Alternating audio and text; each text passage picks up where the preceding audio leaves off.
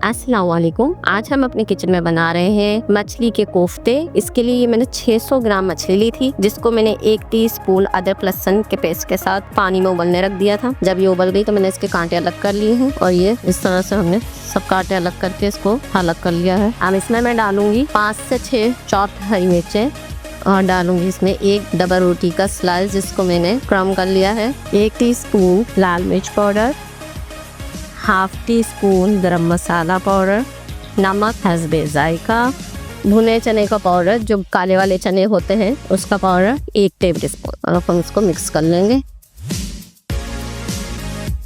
तो इसमें मैं थोड़ा सा हरा धनिया डालूंगी 2 से 3 टेबल स्पून, और हम इसको मिक्स कर लेंगे। अब हम इसके कोफ्ते बनाएंगे। साइज आप अपने हिसाब से रखिए, बड़े छोटे।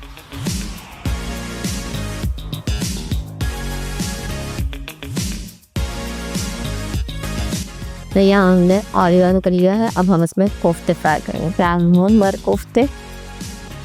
और इसी तरह से हम फ्राई करके सब निकाल लेंगे गोल्डन ब्राउन तक।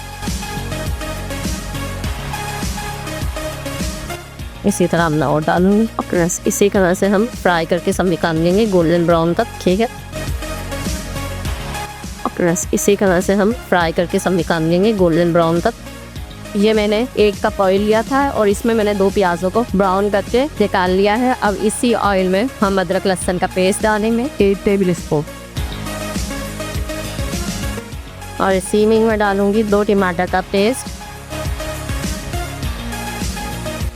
इसमें मैं हल्दी पाउडर डालूंगी 1 टीस्पून, लाल मिर्च पाउडर 1 टीस्पून, धनिया पाउडर 1 टीस्पून, नमक हस्बे जायका,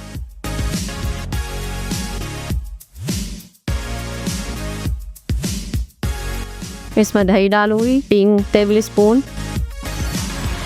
अब इसमें मैं ये जो 2 प्याज मैंने ब्राउन करी थी, मैंने उनको भी पेस्ट बना दिया है, ये डालेंगे। अच्छी तरह भूनेंगे कि इसका ऑयल ऊपर आ जाए और सारा कच्चा टमाटर का अदरक लहसुन का पता हो जाए। ये देखिए, ये मैंने पोस्तों को फ्राई कर लिया है। अब हम इसको ग्रेवी में ऐड करेंगे। अब मैं इसमें डालूंगी 1 टीस्पून कसूरी मेथी, और अब इसमें हम अपने कोफ्ते ऐड करेंगे।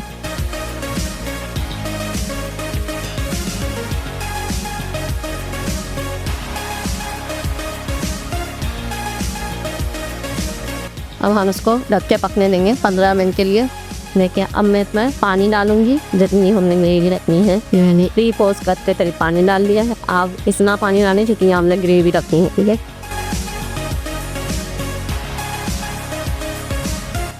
अब मैं इसमें 4 अदद साबित हरी मिर्च डालूंगी, और इसमें डालने हाफ टी स्पून गरम मसाला पाउडर। और इसको हम तलते नमते अपने 10 मिनट के लिए।